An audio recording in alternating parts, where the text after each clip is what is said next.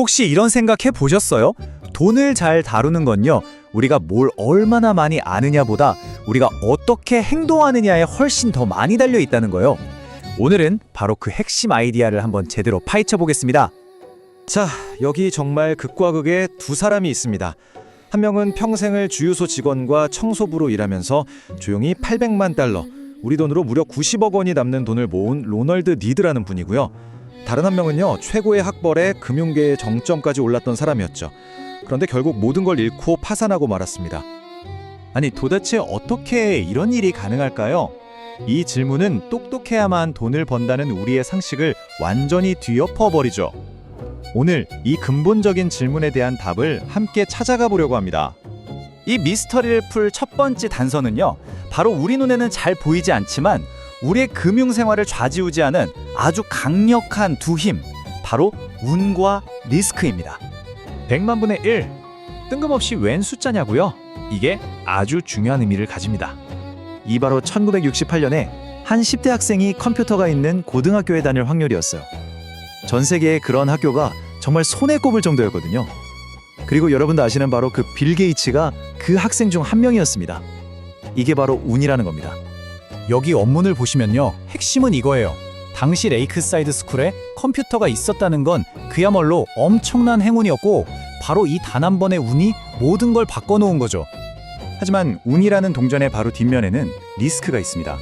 예를 들어 코르넬리우스 벤더빌트는 법 같은 건 가볍게 무시하면서 철도 제국을 건설했고, 우리는 그의 대담함을 칭송하죠. 근데 한번 생각해보세요. 만약 결과가 아주 조금만 달랐다면 어땠을까요? 그의 행동은 천재적인 대담함이 아니라 그냥 어리석은 무모함으로 기억됐을 겁니다. 성공과 실패는 정말 이렇게 종이 한 장 차이인 거죠. 자, 그럼 이제 우리가 컨트롤할 수 없는 운의 영역에서 벗어나서 우리 손에 쥐어진 가장 강력한 무기에 대해 이야기해 볼게요. 바로 인내심, 그리고 시간입니다. 우리 뇌는요, 사실 복리라는 개념을 직관적으로 이해하기가 되게 어려워요. 왜냐면 우리는 선형적으로, 그러니까 덧셈으로 생각하게끔 만들어져 있거든요. 이 차트를 한번 보세요. 왼쪽은 8을 9번 더한 거, 그냥 70이죠? 근데 오른쪽을 보세요. 8을 9번 곱했더니 와, 1억 3천만이 넘어가요. 이 어마어마한 차이, 이게 바로 복리의 마법입니다. 그럼 제가 퀴즈 하나 내볼게요. 여기 두 명의 투자자가 있습니다. 한 명은 연평균 66%라는 거의 전설적인 수익률을 올린 짐 사이먼스. 다른 한 명은 연 22% 수익률의 워런 버핏. 자, 누가 더 부자일까요? 당연히 수익률이 훨씬 높은 사이먼스 아니냐고요?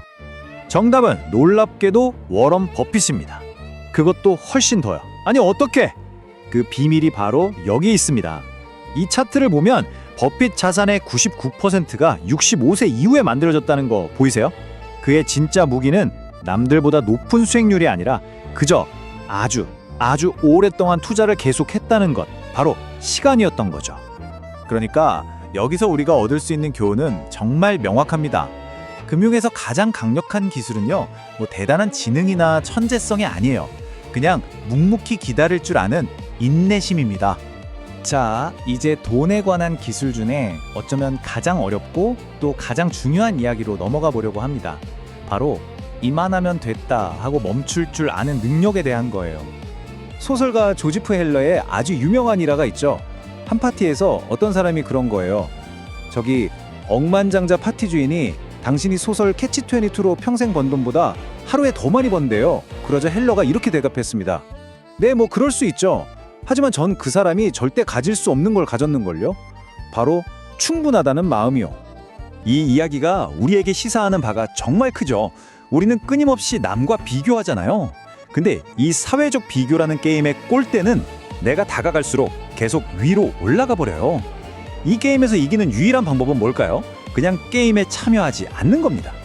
나만의 충분함의 기준을 갖는 거죠. 근데 참 이상하죠? 왜 이미 모든 걸 다 가진 것 같은 사람들이 더 많은 걸 얻으려고 모든 걸 위험에 빠뜨리는 걸까요? 예를 들어 버니 메이도프처럼 가만히만 있어도 평생 먹고 살 돈이 넘쳐나는데 왜 그런 무모한 짓을 했을까요? 자, 이제 마지막으로요, 시장의 하락이나 변동성을 바라보는 우리의 관점을 완전히 뒤집어줄 아주 중요한 아이디어를 하나 소개해 드릴게요. 먼저 벌금이 뭔가요? 벌금은 우리가 뭔가 잘못했을 때 내는 돈, 일종의 처벌이죠. 반면에 가격은요? 가격은 우리가 뭔가 가치 있는 걸 얻기 위해서 지불하는 대가입니다. 자, 여기서 핵심이 나옵니다. 주식시장의 변동성은요, 우리가 투자를 잘못해서 내는 벌금이 아닙니다. 그건 장기적인 수익이라는 엄청난 보상을 얻기 위해 반드시 치러야 하는 입장료, 즉 가격인 겁니다. 이렇게 생각만 바꿔도 두려움이 기꺼이 감수할 만한 것으로 바뀌게 되죠. 결국 모든 건 이 질문 하나로 모아집니다. 여러분은 장기적인 성공이라는 보상을 위해 이 불확실성과 변동성이라는 가격표를 기꺼이 지불할 준비가 되셨나요? 이 질문에 대한 여러분의 답이 앞으로의 모든 것을 결정하게 될 겁니다. 자, 청취자 여러분, 혹시 이런 이야기 들어보셨나요? 금융 지식이 아주 해박한 하버드 MBA 출신이 파산하고 반대로 평범하게 주유소에서 일하던 분이 100억 원이 넘는 자산을 남겼다. 이게 참 상식적으로는 이해가 안 가는 이야기죠. 네, 그렇죠. 돈의 세계는 우리가 생각하는 것과는 어쩌면 전혀 다른 법칙으로 움직이는 게 아닌가 싶어요. 바로 그 지점을 아주 날카롭게 파고드는 자료가 오늘 저희가 함께 살펴볼 돈의 심리학 발췌문입니다. 이 자료의 핵심 주장은 아주 명쾌해요. 어떤 건가요? 금융 성공은 당신이 얼마나 똑똑한지가 아니라 당신이 어떻게 행동하는지에 달려 있다는 거죠. 그러니까 복잡한 수식이 아니라 인간 본성에 대한 이야기입니다. 아, 행동이 지능보다 중요하다. 흥미롭네요. 오늘 이 자료들을 바탕으로 돈에 얽힌 흥미로운 인물들의 이야기를 좀 따라가 보면서요. 부에 대한 우리의 관점을 한번 완전히 뒤집어 봤으면 합니다. 좋습니다. 자, 그럼 첫 번째 이야기부터 한번 깊게 들어가 볼까요? 네. 정말 뭐랄까 영화 같은 두 인물의 이야기로 시작해보죠.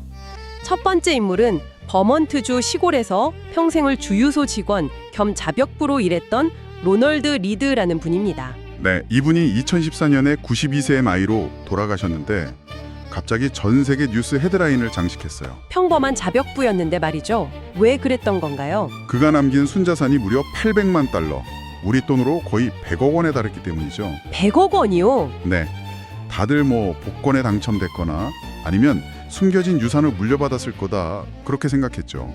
그런데 진실은 훨씬 더 평범했습니다. 뭔데요? 그냥 평생 검소하게 살면서 월급을 아꼈고요. 그걸로 꾸준히 우량주에 투자를 한 겁니다. 아, 그리고 그걸 수십 년 동안 단 한 번도 팔지 않고 그냥 둔 거예요. 와, 그게 전부라고요? 뭐 특별한 투자 기법이나 남들이 모르는 정보가 있었던 게 아니고요. 네, 전혀요. 그의 진짜 무기는 금융 지식이 아니었어요. 바로 인내심이라는 아주 단순한 행동이었습니다. 인내심. 수십 년간 시장이 오르든 내리든 그냥 견디면서 복리가 마법을 부릴 때까지 조용히 기다린 거죠. 정말 대단한 분이에요. 정말 그렇네요. 그런데 자료에는 이분과 정확히 정반대의 삶을 산 인물도 등장하잖아요. 네, 맞습니다. 하버드에서 MBA를 받고 메릴 린치 같은 세계적인 투자은행의 최고 임원까지 지낸 리처드 퍼스콘이라는 사람. 누가 봐도 금융 엘리트 코스의 정점에 있던 사람이죠. 그렇죠. 최고의 교육을 받고 월가에서 엄청난 성공을 거뒀으니까요. 그런데 참 아이러니하게도 그는 2008년 금융위기 때 파산하고 맙니다. 아니, 그런 전문가가 왜요? 그의 문제는 지식이 부족해서가 아니었어요. 어쩌면 너무 많아서 문제였을지도 모르죠. 지식이 많아서 문제라뇨? 그게 무슨 뜻인가요? 그는 엄청난 빚을 내서 방이 11개, 수영장이 2개, 차고는 7개나 딸린 대저택을 구입하고 유지했어요. 와, 소득이 엄청났지만 씀씀이는 그보다 더 컸던 겁니다. 아, 버는 것보다 더 많이 썼군요. 네, 그의 자산 대부분이 이런 부동산처럼 당장 현금화하기 어려운 소위 비유동 자산에 묶여 있었거든요. 그런데 금융위기가 터지면서 현금 흐름이 딱 막히니까 한순간에 모든 걸 잃게 된 거죠. 그렇군요. 결국 로널드 리드는 돈을 버는 법보다 어쩌면 돈을 지키는 법을 알았던 거고, 리처드 퍼스콘은 돈을 버는 법은 알았지만 자신의 탐욕을 다루는 법은 몰랐던 거네요. 정확합니다. 이 두 사람의 삶이 이렇게 교차하는 걸 보니까 정말 돈이라는 게 지능이나 학력의 문제가 아니구나 하는 게 확 와닿습니다. 맞습니다. 당신의 재정 상태를 결정하는 건 이력서에 적힌 스펙이 아니라 거울 속 당신의 모습, 그러니까 당신의 감정과 행동이라는 첫 번째 통찰을 얻을 수 있는 대목이죠. 행동이 지능보다 중요하다. 알겠습니다. 그런데 우리가 아무리 행동을 잘 통제하려고 해도 이건 뭐 도저히 통제할 수 없는 변수라는 게 있잖아요. 어떤 걸 말씀하시는 걸까요? 자료에서 빌 게이츠 이야기를 꺼내는 걸 보면 운 같은 거 말이에요. 아, 네. 정말 중요한 포인트입니다. 우리는 흔히 빌 게이츠를 천재성과 노력의 아이콘으로만 생각하지만 자료는 그의 성공 스토리에 행운이라는 변수가 얼마나 결정적으로 작용했는지 보여줍니다. 그렇죠. 이게 정말 소름 돋는 확률 이야기인데요. 확률 이야기요. 궁금한데요. 빌 게이츠나 다녔던 레이크사이드 고등학교가 1968년에 컴퓨터를 도입했습니다. 1968년에요. 네, 당시 전 세계에 컴퓨터를 보유한 고등학교는 정말 손에 꼽을 정도였어요. UN 자료를 보면 당시 전 세계 고등학생 연령 인구가 약 3억 3천만 명이었거든요. 3억 3천만 명? 네, 그중에서 레이크사이드 학생들처럼 컴퓨터를 마음껏 쓸 수 있었던 학생은 300명 정도에 불과했다고 합니다. 잠깐만요. 3억 3천만 명 중에 300명이요. 그게 가능한 수치인가요? 저도 보고 깜짝 놀랐습니다. 계산해보면 거의 100만 분의 1이네요. 맞습니다. 100만 분의 1. 빌 게이츠는 바로 그 100만 분의 1에 해당하는 행운을 잡은 소년이었던 겁니다. 그가 컴퓨터 프로그래밍에 대한 열정을 키우고 세계적인 전문가가 될 수 있었던 배경에는 이런 엄청난 행운이 있었던 거죠. 100만 분의 1이라니 이건 정말 엄청난 행운이네요. 하지만 그걸 단순히 행운으로만 볼 수도 없을 것 같아요. 똑같은 환경에 있었어도 빌 게이츠만큼의 통찰력이나 노력이 없었다면 그 기회를 살리지 못했을 수도 있잖아요. 아주 좋은 질문입니다. 물론 자료에서도 빌 게이츠의 재능과 노력을 폄하하는 건 절대 아니에요. 네. 다만 우리가 그의 성공을 분석할 때 99%의 노력과 1%의 영감? 이런 것만 이야기하지 이 100만 분의 1이라는 압도적인 행운의 역할은 너무 쉽게 광고한다는 거죠. 아, 그 부분은 놓치기 쉽죠. 그리고 이 행운이라는 동전의 뒷면에는 리스크라는 이름이 새겨져 있습니다. 리스크요? 네, 빌 게이츠에게는 켄트 에번스라는 아주 절친한 친구가 있었습니다.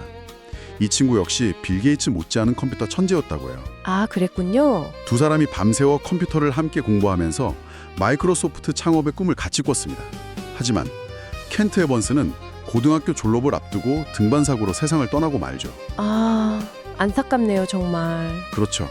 우리는 성공한 한 명의 빌 게이츠는 기억하지만 그와 똑같은 재능과 꿈을 가졌지만 불의의 사고라는 리스크 때문에 기회조차 얻지 못했던 수많은 켄트 에번스는 잊어버립니다. 그러네요. 그래서 성공은 100% 개인의 노력 덕분이고 실패는 100% 개인의 탓으로 돌리는 경향이 있죠. 듣고 보니 그렇네요. 누군가의 성공을 볼 때 저 사람은 운이 좋았을 뿐이야 라고 시기해서도 안 되겠지만 반대로 모든 걸 그 사람의 능력 덕으로만 돌리는 것도 좀 위험한 생각일 수 있겠군요. 맞습니다. 특히 나 자신을 평가할 때 실패했다고 해서 너무 자책할 필요는 없겠다는 생각도 들고요. 이 보이지 않는 운과 리스크의 역할을 인정하는 것만으로도 사람을 좀 더 너그럽게 이해할 수 있게 되는 것 같습니다. 네, 그게 바로 이 이야기의 핵심 교훈이죠. 자, 그런데 이렇게 운과 실력이 따라져서 엄청난 부를 이룬 사람들 중에서도 만족하지 못하고 파멸하는 경우가 있잖아요. 있죠. 아주 많죠. 자료에 나오는 한 일화가 정말 인상 깊었습니다. 아, 소설가 커트 보닉과 조지 펠러의 대화 말씀이시죠? 저도 그 부분을 정말 좋아합니다. 네, 두 사람이 한 억만장자의 파티에 갔는데 보니것이 헬러에게 이렇게 말하죠. 저 파티를 주최한 헤지펀드 매니저가 하루에 버는 돈이 당신이 걸작 소설 캐치 22로 평생 번 돈보다 많다고요. 사실이라면 정말 자존심 상할 만한 예력이죠. 그렇죠. 그런데 헬러의 대답이 정말 멋졌습니다. 그렇죠. 헬러가 이렇게 답하죠. 그럴지도. 하지만 나는 저 사람이 절대 가질 수 없는 걸 하나 가졌지. 그게 뭐였죠? 바로 충분함, enough라는 감정이야. 와, 정말 머리를 한 대 맞은 것 같은 기분이 들지 않나요? 와, 그 충분함이라는 한 단어가 정말 묵직하게 다가오네요. 저 자신을 돌아보게 됩니다. 네. 이 충분함을 몰랐을 때 사람이 얼마나 위험해질 수 있는지를 보여주는 사례로 라자트 굽타라는 인물이 등장하더군요. 네, 이 사람은 정말 모든 걸 다 가진 사람이었습니다. 맥킨지 CEO를 거쳐 골드만삭스 이사회 멤버까지 올랐고 개인 순자산만 해도 1억 달러, 우리 돈으로 1,000억 원이 넘었어요. 잠깐만요. 1,000억 원이 넘는 자산가라고요? 일반인으로서는 상상도 안 가는 돈인데 거기서 더 욕심을 낸다는 게 심리적으로 이해가 잘 안 되네요. 그렇죠. 도대체 뭘 더 원했던 걸까요? 바로 그게 핵심입니다. 그의 목표는 더 이상 돈이 아니었어요. 그는 억망장자, 즉 빌리어네어 클럽에 들어가고 싶어 했습니다. 아, 주변에 있는 워런 버핏이나 빌 게이츠 같은 사람들과 자신을 비교하기 시작한 거죠. 그들과 비교하니 자신의 1,000억 원은 너무 초라하게 느껴졌던 겁니다. 아, 비교의 대상이 잘못됐군요. 결국 주변 사람들과의 사회적 비교가 그의 목표치를 계속해서 끌어올린 거네요. 맞습니다. 움직이는 골대의 함정에 빠진 거죠. 결국 그는 억망장자가 되기 위한 지름길을 찾다가 골드만삭스 이사회에서 얻은 내부 정보를 이용해서 불법 주식 거래를 저지릅니다. 그래서 어떻게 된다요? 그 대가로 평생 쌓아온 명예와 경력, 부를 모두 잃고 감옥에 가게 되죠. 1,000억 원을 가지고도 만족하지 못하고 모든 것을 잃었다니 정말 허무하네요. 네, 결국 가장 어려운 금융기술은 돈을 버는 기술이 아니라 이만하면 됐다 하고 목표점을 멈추게 하는 기술인 것 같습니다. 남과 비교하는 순간 절대 이길 수 없는 게임이 시작되는 거니까요. 워렌 버핏의 말을 빌리자면 이렇습니다. 당신이 가진 것과 필요로 하는 것을, 당신이 가지지 못한 것과 필요하지 않은 것을 위해 위험에 빠뜨리는 것은 미친 짓이다. 와, 나자트 굽타는 이미 가진 것과 필요한 것이 충분했지만 가지지 못한 것과 필요하지 않은 것 때문에 모든 것을 건 도박을 한 셈이죠. 그렇다면 그 위험한 게임에 빠지지 않고 꾸준히 부를 쌓는 가장 확실한 방법은 뭘까요? 자료는 계속해서 워런 버핏을 이야기하는데 우리가 흔히 아는 이유와는 좀 다른 관점이더라고요. 맞아요. 다들 버핏을 최고의 가치 투자자라고만 생각하지만 이 자료는 그의 진짜 비밀은 수익률이 아니라 시간에 있다고 말합니다. 시간이요? 네, 버핏의 순자산이 약 1,000억 달러 정도 되는데 그중 99% 이상이 50세 이후에, 그리고 대부분은 65세 이후에 형성된 겁니다. 99%가 50세 이후요? 그건 정말 놀랍네요. 그의 진정한 무기는 최고의 투자 상품을 고르는 능력이 아니었어요.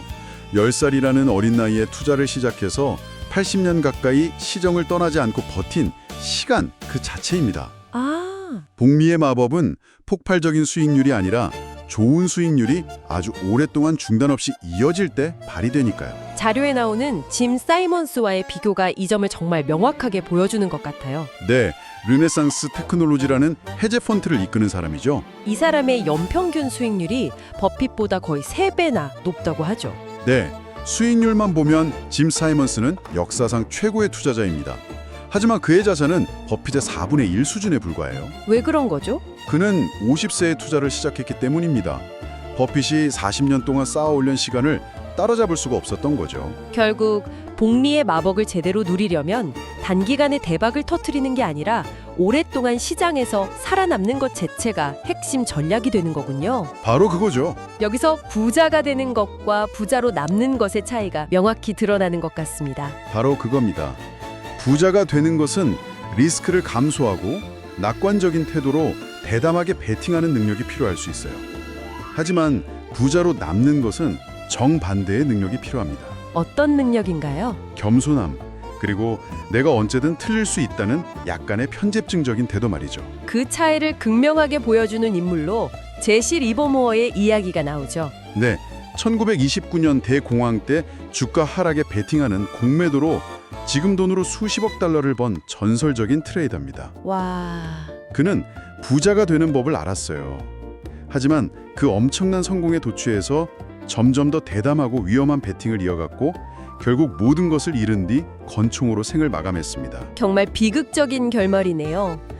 그는 부자가 되는 공격적인 기술은 알았지만 부자로 남는 방어적인 기술은 몰랐던 셈이군요. 그렇죠. 부를 쌓는 과정이 한 방에 홈런을 노리는 게 아니라 꾸준히 안타를 치면서 경기장에 오래 남아있는 것과 같다는 비유가 떠오릅니다. 완벽한 비유입니다. 시장에 피할 수 없는 변동성을 견뎌내고 공포에 질려 떠나거나 탐욕에 빠져 파산하지 않고 오래 살아남는 것. 그것이야말로 시간이 당신의 편이 되어 복리의 힘을 극대화할 수 있는 유일한 길이라고 이 자료는 말하고 있습니다. 자, 오늘 정말 흥미로운 이야기들을 많이 나눴네요. 평범한 자벽부였지만 인내심 하나로 부를 이룬 로날드 리드. 또 최고의 엘리트였지만 탐욕으로 무너진 리처드 퍼스콘. 빌 게이츠의 성공 뒤에 숨겨진 100만 분의 1의 행운과 친구 켄트 에번스의 리스크, 그리고 충분함을 몰랐던 라자트 굽다의 피그까지. 내 돈을 둘러싼 인간의 심리를 아주 생생하게 엿볼 수 있었습니다. 오늘 나눈 이야기들을 한 문장으로 요약하면 이렇습니다. 돈을 잘 다루는 능력은 당신의 두뇌 크기가 아니라 당신의 행동 양식에 달려 있다. 인내심, 약간의 겸손함, 그리고 단기적인 유혹을 이겨내는 장기적인 시각이야말로 계산기나 스프레드시트보다 훨씬 더 강력한 금융기술이라는 거죠. 이 자료들을 읽으면서 제 머릿속에 계속 맴돌았던 구절이 있어요. 성공은 종종 대단한 무언가를 해서 얻어지는 게 아니라 어리석은 실수를 하지 않아서 얻어진다는 말입니다. 아, 저도 공감합니다. 탐욕에 눈이 멀어 무리한 빚을 내지 않는 것, 공포에 질려서 좋은 자산을 헐값에 팔아치우지 않는 것, 어쩌면 이런 하지 않는 용기가 더 중요할지도 모르겠습니다. 네. 오늘 하루 당신의 금융 생활에서 하지 말아야 할 가장 중요한 일은 무엇인지 한번 생각해 보시는 건 어떨까요?